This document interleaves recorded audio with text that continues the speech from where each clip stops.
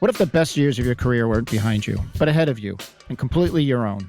In this episode, Taking the Leap of Faith, we're joined by Andy Brennan, co-founder of the Cape Cod Gutter Monkeys and the American Gutter Monkeys, who left 35-year corporate career at the age of 55 to start over. No roadmap, no safety net, just a trusted partner, a simple idea, and a leap of faith. Andy shares how he went from a printing company to the rooftops of Cape Cod, and what it took to launch a new business later in life, why customer service, humility, and hustle still win the day. We talk risk, reward, radio ads, and the moment you realize they had something worth franchising. We have a great show for you, so grab a cup of coffee, sit back, relax, and welcome to Monkey Business Radio.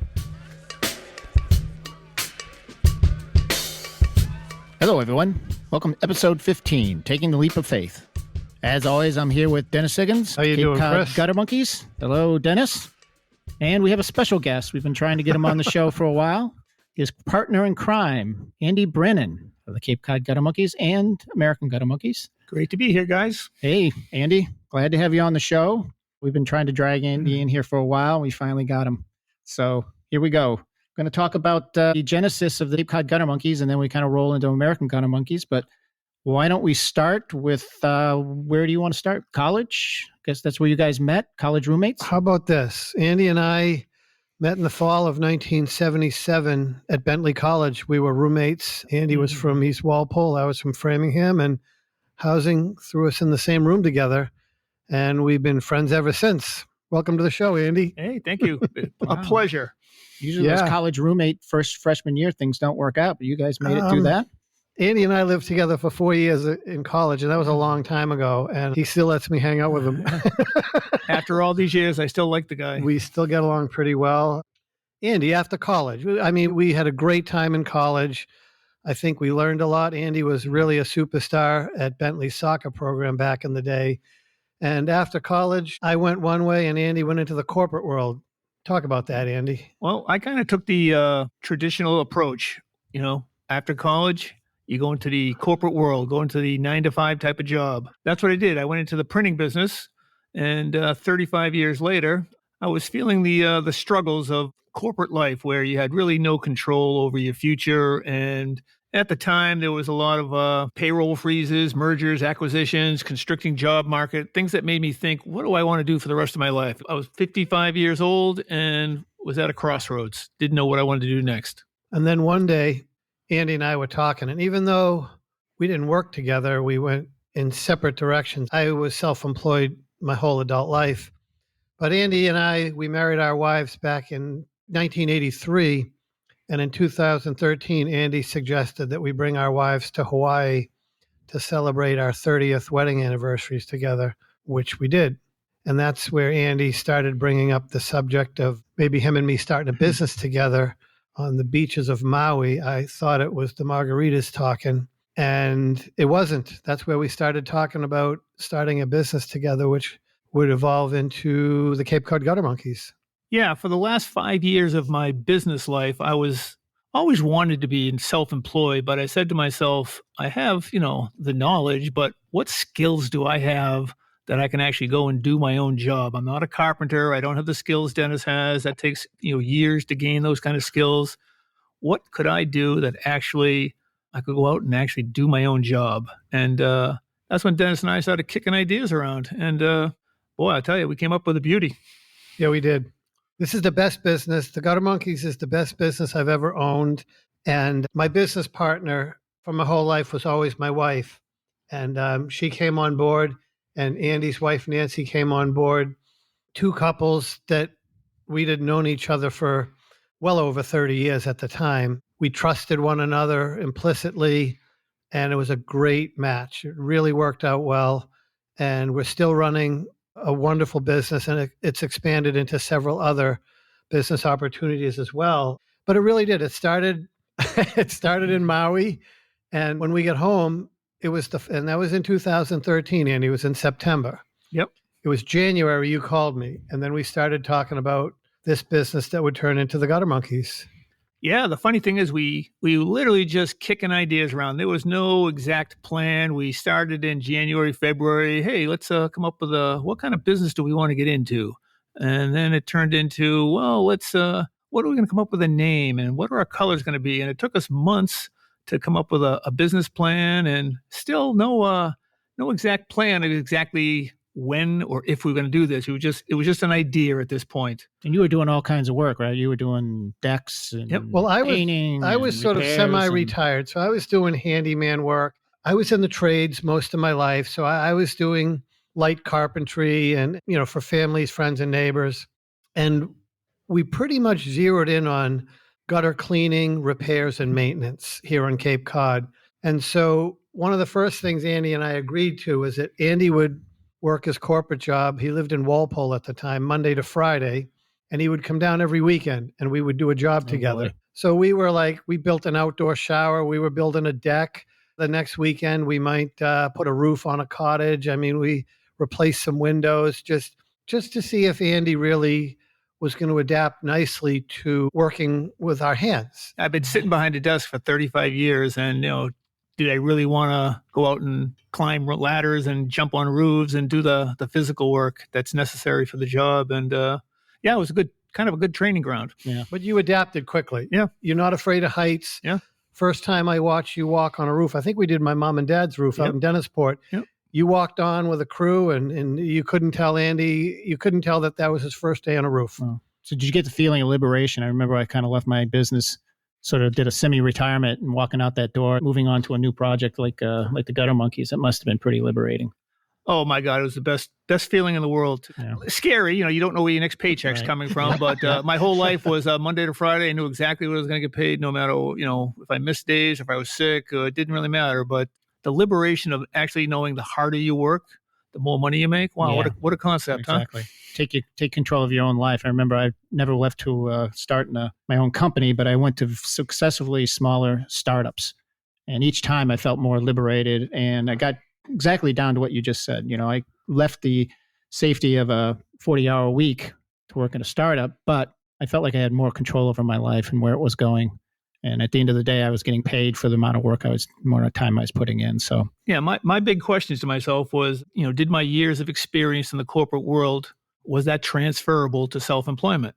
And the answer to myself was, I don't think I could do it on my own. I needed a partner. I know I have a lot of skills, but self-employment, was pretty new to me. I didn't know exactly, how to handle that kind of world. So, I knew with Dennis as my partner, we could do anything. Yeah. Truly, we could do anything physically, and we had different skills, but they kind of merged well together. Yeah. So tell me about, you must have had the conversation with Nancy, of course, giving up the paycheck, but all your friends and family and stuff like that. What was their reaction to you actually going off? I had a couple of funny reactions where I was like, what are you doing? What are you wasting your college education for? But, Dennis and I went to business school, and what better use of a business school degree than to start a business from zero and grow it to a multi-million-dollar company? That's exactly why I went to Bentley. And there was a lot of doubt. In theory, I quit my job. I sold my house. I moved down to the Cape, and I started a business all within a year. Not a lot of people do that when they're 55 years old, but no, that's true. Again, and then why did I do it? Because I was not happy in my current job. I saw the future. I was 55 years old. I said, what am I going to do for the next 10 years? I just didn't have any faith in the working for the man, So it's like, again, I wanted to do it because I was disappointed in my current career, where it was going and where I thought it was going. But without a solid partner who could help me navigate the stuff I didn't know, I wouldn't have done it. There's no way I would have done it. Until you started talking about it today, pre-show, I was thinking about this as well. One thing I kept running up against when I wanted to get out of my business was, you got a master's degree in computer engineering. Why would you ever go to paint houses or install brick sidewalks and things like that? You have a master's degree. The one thing that probably would have got me over that was a partner. I didn't bump into that person who had a similar way and wanted to go into it with me, or, kind of take each other along down that path. And so that was kind of one of the things I missed, I think, is not having that partnership. Yeah. Again, you got to take a chance in life, and what I did is I took a gamble on myself. I took a gamble on myself and Dennis that, this company was going to succeed. I really didn't doubt myself. It was people say, wow, what a gamble you took. I didn't see it as a gamble. I knew Dennis was a solid self-employed guy his whole life. He ran many businesses. I had no doubt that this was going to be a success. Didn't know exactly how well, but Well, you didn't so much take a risk as you assess the risk. And there's a difference between a risk taker and a risk assessor. And I think what you did, Andy, was what we did, I remember talking about it, was we built a business model that eliminated most of the normal risks. And the rest, you just got to work through them. I mean, you did take a big risk because you probably had a 6-figure salary, Yep. probably had your name on the door. Yep. And that's a lot to walk away from. Yeah. Like I said, it was, if I was really happy in my job, I wouldn't have done it. If I wasn't, the future was uncertain. Again, a lot of things back in that time where corporate life was going downhill, you know, and that's why I went into startups. I mean, after a while, I looked around and said, but wait a minute, the odds of me getting laid off or getting fired in this job, this big company is just as great as going to the startup. So I might as well just go to the startup where there's some more return, potential for return. It worked out that way, but yeah, I can hear you. So how did this kind of what did it look like in the early days? What were you guys doing? How'd you start out? How fast did it evolve into something bigger than just the two guys in a truck?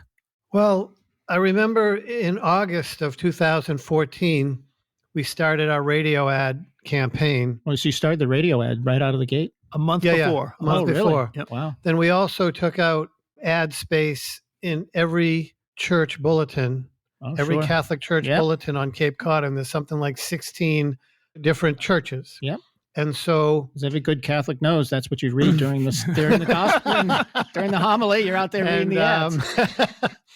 I think that we spent $2,500 a month advertising, and the first month in September we did like $4,000 in gross revenues. Wow. And then the second month we did $7,000, and the third month I think we did about 11 or something. But I do remember, Andy, it was back in maybe June that we actually decided, okay, we're going forward. We shook hands and we each wrote a check for $8,000. Yep. And we opened up a bank account, a checking account in the business checking department over at Rockland Trust. And that's how we started the business. Yeah, and that was a big one because before that, the months before was just we were just kind of playing around. We said, okay, let's come up with a name. Let's come up with a concept. But until we put the money down, it was all fun. Yeah, it was all fun until we said, I guess we're doing this. I'm quitting my job, right? And I guess I am. And again, you can't do it without a supportive spouse. There's no doubt. Oh, gosh, yeah. Nancy was, I wanted to quit in February. And she says, oh, no. And, it was the right thing to do. Wait, patiently, plan. Like I said, this all about this is about planning. We planned We really well, did. Yeah, we did. And then when we started September 1, 2014, we were ready to go. And, again, advertising helped. We didn't know exactly how we were going to get the business, but we knew that we're a marketing company. We're going to market ourselves and people are going to call us. We don't sell people. We market ourselves. People call us and we're the solution to their problem. Right. Andy, talk about that last month of work in the corporate world. Remember, you've often talked about that. And I remember you were calling me every other day as you led up to giving your notice and then preparing to leave the company. Talk about those final 2 months. Your superior at work, one of the owners told you got to lay some people off. You got to fire some people. And you had just hired one of them. My goal was to give them like 3 weeks notice. That's what my goal was. I said, I'll be fair. I like the guy, but he called me in once, probably 6 weeks before we started our company. He said, nope, you got to lay this guy off. I said, we just hired him. How can I lay him off? We got to lay him off. I said, well, I'm going to let you know I'm leaving. Let me go and we'll keep this guy. And he goes, no, don't be a martyr. I said, I'm not being a martyr. I'm leaving and I'm opening up my own company. And I didn't tell him exactly what I was doing because I didn't want to, but eventually it was like, it's not printing. I'm not going to be going to the competitor, but I'll give you 6 weeks notice. And, it worked out phenomenally. It was like the timing was perfect. The timing was just perfect. So how quickly did the business then kind of become gutter cleaning exclusively and then eventually gutter installation? How quickly did that occur? Right away. I mean, we started cleaning gutters and the ancillary work started falling in our laps. We would clean gutters, repair them, flush them, tune them up. And when you install gutters, oftentimes you take a gutter down, you find rotted wood behind it. So we replace the rotted wood. We scrape, seal, and paint the fascia boards, hang a new gutter. And sometimes the customer would say, they look so good, can you paint the rest of my trim? Mm-hmm. So we'd take that job. Then we brought on Chris, who was a nephew of Andy's. He was our first hire. And he came on. And then I think Adam was our next hire, Andy's son. And over that first year, I think we grew to maybe 6, 7 people in the field. Oh, wow, that quick. And then, within Wow. a year.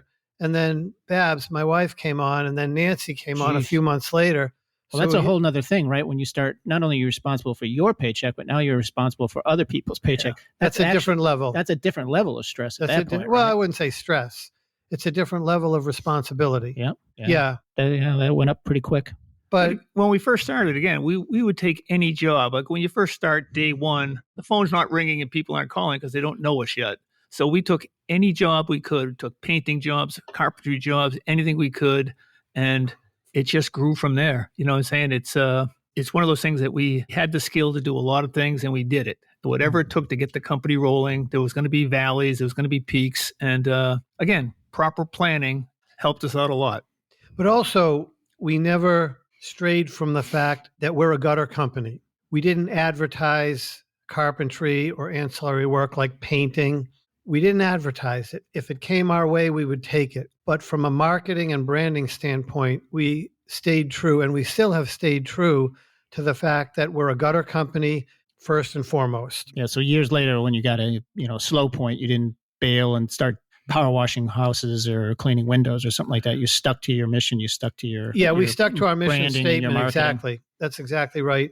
Because in any business, no matter whether it's the restaurant world or the automotive world, you're always going to have busy seasons and slow seasons, peaks and valleys.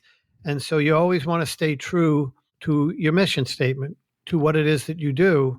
And having a partner helps with that because you're bouncing ideas off of each other. You might have a doubt one day, but the other guy is there. No, we got this. And back and forth. Yeah, that's exactly. You always have somebody to lean on. And, we said we had our basic thing was that customer service is lacking in the service business, in the service area. We like to call people back the same day when they call us if we don't answer the phone right away. And, there's 1,000 landscapers on Cape Cod, but you try to get someone to call you back, it's almost impossible. Yeah. So just common courtesy, common customer service is so lacking in the business. So, God, people used to thank us just for showing up on time. Yeah. It was amazing. We showed up at 8 o'clock and they said, "Oh, wow, you showed up." Yeah, isn't that what you're supposed to do? I mean, it's common sense, but boy, I'll tell you, people appreciate it. We've talked about that in past podcasts about customer service. Just showing up is. We had traditional offices. Andy and I, we always had a traditional office so that there's a phone and a computer on every desk. So we're not climbing ladders and answering our cell phone and giving out quotes while we're climbing a ladder at somebody's home. So one of the challenges that a lot of young folks, young business owners today, one of the challenges they have is that they oftentimes use their cell phone as their business phone. And when that's in your pocket and it starts ringing, they often feel they have to answer that phone as opposed to having an office that is staffed by 1 or 2 or more people. Yeah. So for the most part, after the first 4 or 5 months, at the very beginning, it was just Andy, myself, and an answering machine. But after a couple of months, when my wife, Barbara, came on, she became our office manager, and she'd done that before. This was nothing new for her. And then we brought Nancy on. And then Bruce, our third roommate from Bentley College, he was working remotely running our website. So we really had a tight 5-person team early on, and that it grew into what it is today. But really the key was old school business. That's what it is. Answer that phone. If you're really busy and you can't get to it, the machine picks it up, then you call right back. And we've always run a traditional office where you can take care of the customer's questions and needs. Somebody's always in the office. I think that's one of the things that separates us from so many of the other businesses out there. Yeah. Another thing we touched on in past podcasts was this idea of old school is innovation today.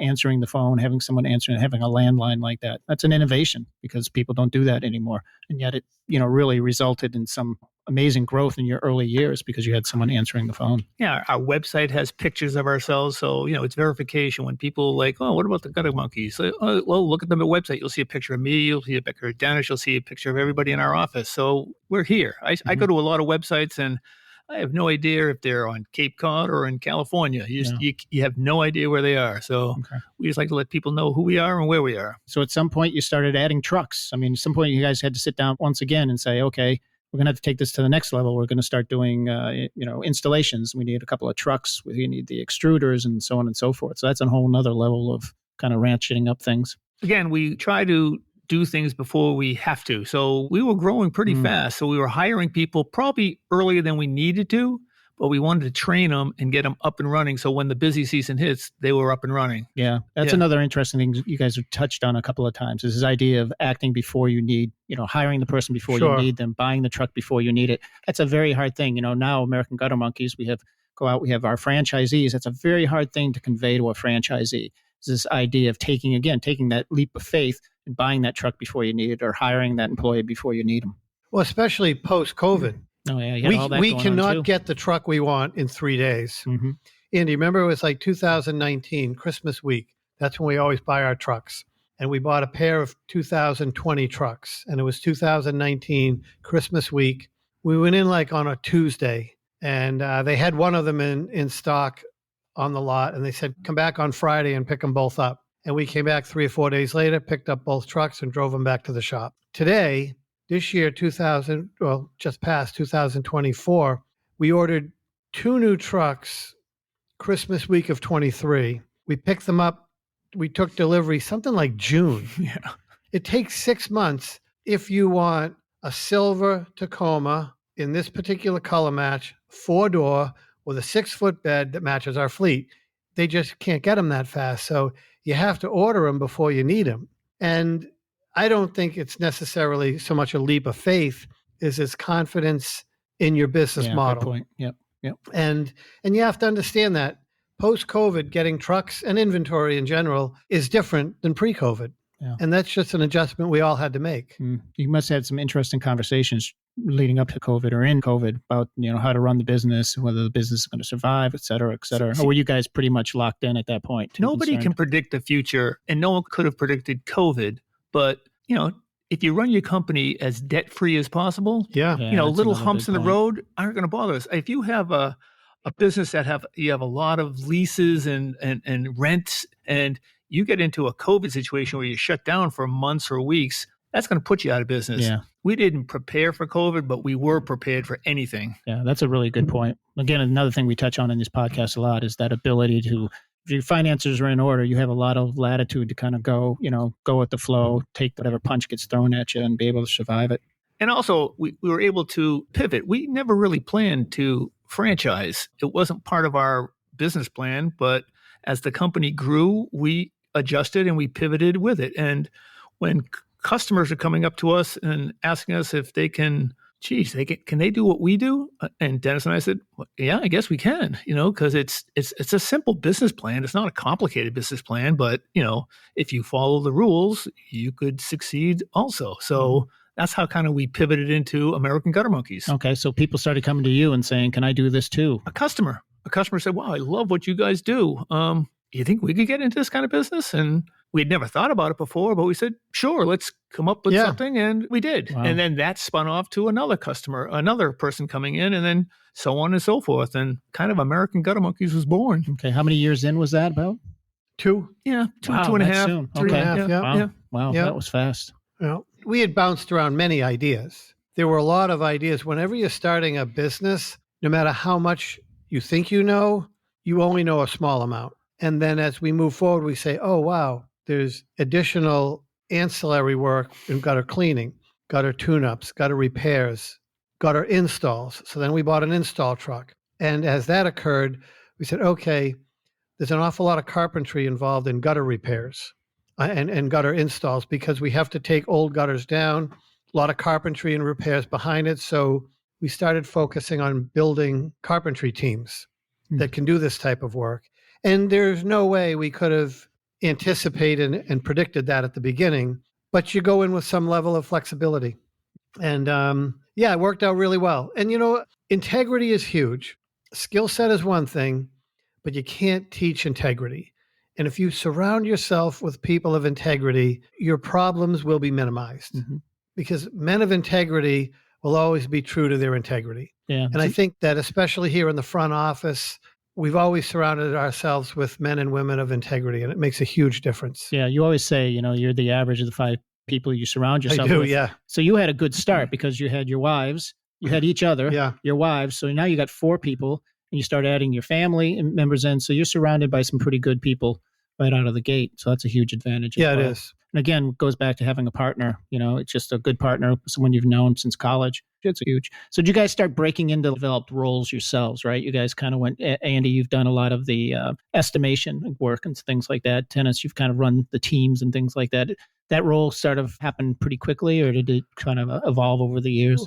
It definitely evolved over the years because Dennis and did. I did everything for the first 6-7 years. Oh, Like wow. we were out on every truck. We did, we touched every house. And then as we started to grow, that's when we started, having, separate teams go out but we were pretty much hands on.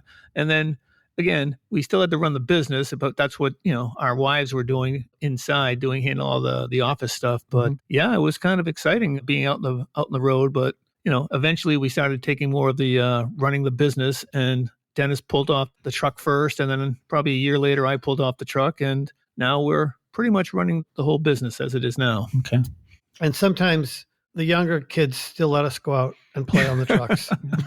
It's getting dangerous. You guys are at the age you shouldn't be on ladders. I hate to say it. It's not so much that. It's those little things, the twisted ankles and the little aches and pains that hurt a little bit more now than they did 10, 15 years One ago. of my, even getting up on the, what do you call it, that small ladder? It's the pit bull it's the chihuahua of the gutter industry. The step ladder is the chihuahua of the ladder industry. That's the one where no one falls off a 40-foot ladder. You eventually get bit in the ass by that ladder. But the beauty of this business is that the learning curve is real quick. Like I said, when I first started, I said, what can I do in business that can transfer my skills into a self-employed business? And boy, I'll tell you, gutter cleaning is the perfect one because, within 6 months, you're pretty much an expert at the business. And, it's not rocket science what we do, but we do a service that people appreciate. Yeah. It's an amazing thing. Yeah, that's what we try to explain to our franchisees. It's a great business to get into. The learning curve is very quick. Let's just take, for example, we have a couple of crews that primarily install gutters. So one of them is a 6-man crew. I can take a beginner and put him on a gutter cleaning crew training for 6 weeks, and he's going to be pretty competent after 6 weeks. And then I can rotate him onto a gutter install crew. And now he's surrounded by 5 or 6 highly skilled guys. So he just almost by just association blends in nicely, and he picks up everything very quickly. And so once the company grows and you have many good people out there, it's very easy to bring new guys in, train them, teach them, and then move them around to different crews, and they assimilate very well. It works well, and the learning curve is not as difficult and long as so many of the other trades. Yeah, we talked to our friends, the plumbers, the electricians, and they were shocked at how fast we're growing because we grew really fast there for a while. It's because we can train a guy quickly and put him in a truck and 2 guys in a truck, and he can go out and start making money, where a plumber has to go through, apprenticeship and, all these stages. And 5 years later, maybe that guy's making money for you. We can put a 2-man crew out there fairly quickly, and they're making money for us within, 2 months, 3 months. They could be, we can get a truck going. So we were able to expand really quickly. That kind of goes to the brilliance of your idea of sticking to gutters and nothing else, because you can train them how to do gutters. You don't have to train them how to do roofing or fixing a chimney. Yes, tap, exactly. Or, you don't have all those tools. You got to introduce them to, and he might be a carpenter, but he doesn't know anything about roofs and blah, blah, blah. You guys can go right to the gutters. That's all you train them in. You teach them how to get the ladders up and do all that stuff. But yeah. And we hired a bunch of guys that were they're just good quality people. And if you hire somebody from like the restaurant business, they're used to customers coming up to them and complaining and, about whatever. And then they come out here and people are actually giving them tips because they did the job that they were hired to do. And they were, like, wow, this is great. We would be in the rain and people would say, this is still better than my restaurant job because I used to get yelled at all the time in my restaurant job. And it's like, again, people appreciate doing a good job. And, during COVID, it actually helped because a lot of people were staying home. They had extra money because they weren't going out to dinner or driving, and they started taking care of their houses. And we stayed outside, and it didn't affect us at all. We had a good year in 2020. It was still a growth year. And COVID definitely impacted everybody in the whole country, the way he or she runs their businesses. It impacted us all, but we did pretty well. We had a good year in 2020. And then you started building sort of a little bit of a real estate empire. I mean, you went from your house to a leased facility, a rented facility, then you leased some space, and then you built this beautiful, Well, no, we actually beautiful building here. We bought 3 buildings. This is our third one. Oh, really? I didn't know about the other so two. we started the business out of my garage, and very quickly we bought a small bay over in the industrial park in Sandwich, Mass, here on the Cape. Yep. And we outgrew that one fast, Real like fast. in a year and a half. Yep. So then we bought one that was much bigger, about 2,700 square feet down here in Mashpee. But man, we were growing so fast. But at this point, we're like 5 years in, and we said, okay, we have a better assessment, and we could assess our needs. It wasn't just the building we needed. Within the building, we needed parking, warehouse, and office space. So we broke it down. How many square feet of office space do we need to grow to X? How many square feet of parking space, warehouse space? How many outdoor parking spaces do we need? Our second building had like 15 spaces. We thought we died and went to heaven, but we outgrew that so rapidly. Mm-hmm. So when we built this new building, we bought, I think it's about a 1 3/4 acre parcel. It's right here in Mashpee in the industrial park. We bought an 1 3/4 lot. We built a very, very large building with 4 overhead doors, parking indoors for 4 trucks, a lot of square footage on the floor for inventory, lots and lots of office space. Yeah. We have room enough to have a pool table. We have dartboards. We have a gym. Yeah, podcast station. We have a podcast station. So we overbuilt. The old adage is a fish can only grow as big as its fishbowl. Yeah. So we want to have a place that we're not moving again. This is it. This is our permanent place, and we love it here. It's a great thing about the franchise now with American Gutter Monkeys. Your fishbowl for Cape Cod Gutter Monkeys pretty much been Cape Cod. I mean, I'm sure you went over the bridge a little bit, but it probably was Cape Cod. But now with the franchises, you're able to grow as big as you want now, adding franchises across New England, Massachusetts, and all that. Well, we ran into one other challenge too. A year ago, we just had such a huge growth year in 24.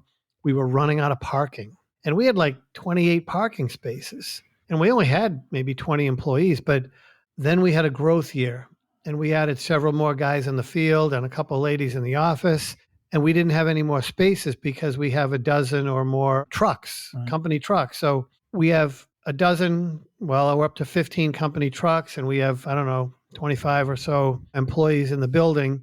We needed 40 parking spaces, and we only had 28. So we took a 1/4 acre that's on the other part of this parcel here, and we made another probably 12, about another 24 parking spaces. So that's the beauty of looking forward, and we're able to remedy that issue very quickly. Yeah. It only took our buddies next door, the Gavoni boys, came over, and they had that thing cleared and graveled and compacted in 3 days? Yeah. Couple of days, that's all. And now we have another 24 parking spaces. So, yeah, it's worked out very well. Don't go to where the puck is. Go to where the puck is going to be when you get there. Yeah, exactly. Right. How many times have I heard that on this podcast? The other thing that Dennis and I always say is don't be greedy, don't be stupid. There's a lot of small companies that once they start getting a little success, they go out and start buying miscellaneous cars and boats and stuff like that. We always fed the company. Feed the company, pay yourself a minimal salary, and let the company grow. Yeah. And it's worked out real well so far. So tell them that again, Andy. Don't be greedy. Don't be stupid. Absolutely, man. And I talk to a lot of potential franchisees, and they keep asking, well, why am I going to join you? Why do I need you to do this? And we've been touching on all these points. That last point always strikes me, just the parking, how important parking. Would you ever think of that on your own? Probably not. But you guys have experienced it firsthand. You know what the effect of it is.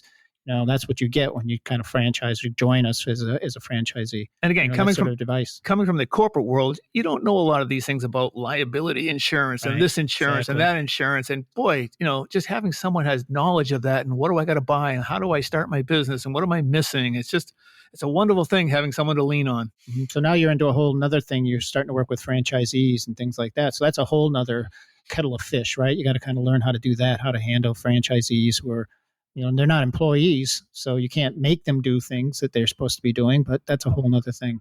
Yeah, the old thing is that, we have a recipe that, provided success. If you change the recipe, I can't guarantee you the output's going to be the same as ours. Yeah. We have a recipe, follow the recipe, it should work. Mm-hmm. But we can't force them to do what we do, but we're just showing you bought a franchise for the recipe. Right. And we're giving you the recipe. By example. Yep. What else can you do? Now, I think, Chris, did you tell me that our newest franchisee, Scott Wellington, isn't he going to be on the show in a couple of weeks? He's going to be on the show next week, or no, 2 weeks. 2 weeks from now. We're going to have a 2-week break. That'll be 2 good. weeks from now, he's going to be on the show. Yeah, and I was just talking to him just now. He's excited about it. He's like a little kid in a candy shop right now. Oh my gosh! Just in here just now.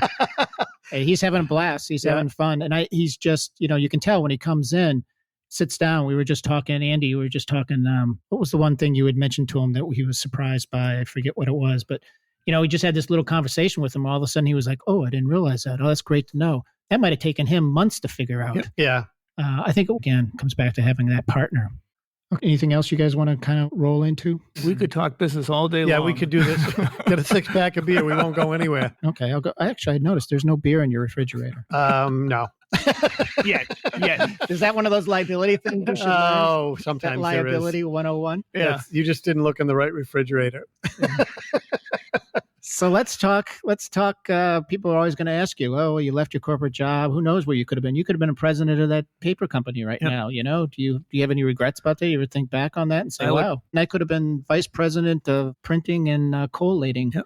But I still would have been listening to the man, and there's nothing better than working for yourself. Like I said, you have no idea where your next paycheck's coming from, but boy, I control my future. What a concept. So we do have a lot of fun. We do. Yeah, we have a lot of fun at work now. And you can tell by our ads, a lot of radio ads you hear nowadays are kind of boring and you zone off halfway through them. Our radio ads is meant to be funny. You may not like it, but it's funny. I don't care what you say. Humor is a wonderful thing. Yeah, it is. Yeah, I mean, when I first started looking at American Gutter Monkeys and joining you guys, I mean, this is one thing that struck me right away. I mean, your friendships and stuff like that, and you quality people, but also it was fun. I love coming down here and having fun. This is a great building, great people. It is really a great spot. Life's too short. If you're not having fun, get out. Yeah. So what would you say to somebody right now? Okay, I'm thinking maybe getting out of my corporate job right now. I don't know. What would be the first thing you would tell them to do? I would say, talk to someone like Dennis and I. We've been through this before. Saying you got to take a leap of faith, and you might as well invest in yourself. And then you got to find the right partner. And again, I don't know what you want to do or what your skill set are, but we talk to all kinds of people. Yeah, and business is business. It doesn't matter whether you're doing Gutter Monkeys or you're doing something else. Business is business, and the concepts are all the same. So try it. Invest in yourself. I would hate to be now and say, I regretted doing that 10 years ago. I should have done that 10 years ago. You never know what the future is going to bring you, but you might as well dive into the deep end. Yeah, sounds good. But to do it at 55, Andy, as you did, is huge. It's most unusual because by 55, most people are looking down the barrel of that gun and saying, I only have 10 years left of this. But I think the results were great. I know you're thrilled with what you do every day. And this is the best business I've ever been involved in. This is so much fun. And it's so much fun on so many levels. So it must be great driving in here in the morning and seeing really is. This beautiful building sitting here, your trucks all in the parking lot, your guys going out in the field. Now, just for clarification to any listeners out there, Chris and I were high school teammates. Chris, we've known each other since we were 14. Yep. Andy, you and I met 4 years later. We were 18 years old. And our other partner, Bruce, we met him freshman year. There's really nothing quite like lifelong friends and the integrity that they bring to the table. That's a huge part of what we do here. Yeah, it shows in the business. Your customers appreciate it. I know that for a fact. We go into any place we go into, get your Gutter Monkey outfit on. I live up in Worcester. I go into Home Depot up there, and people are like, oh, the Gutter Monkeys. Oh, you do my place in Hyannis. Like, yep, I do. Yep, I do. They call that branding. That's what they call that. Yeah, although I've never been up on a ladder for Gutter Monkeys, but I take credit for it anyway. There you go. As you should. All right. Well, I guess Thank you, if you Chris. guys are tired of talking, we'll move on. Andy, you should come back. You're free to come back actually for any podcast. We'd love to have you. It's been a pleasure. It really has. Been fun. Hey, Chris. I get tired of talking to Dennis all the time. So I don't blame you. Thank God I got someone else to talk to here. Listen, no monkeys were harmed in the making of this podcast. Amen. All right. Amen. Good night. Thank you for tuning in to Monkey Business Radio. If you enjoyed today's episode, please make sure to subscribe, like, and follow us wherever you get your podcasts. It really helps us reach more aspiring entrepreneurs like you. And if you got a question or topic you'd like us to cover, leave a comment or reach out to us on social media. We'd love to hear your thoughts and keep the conversation going.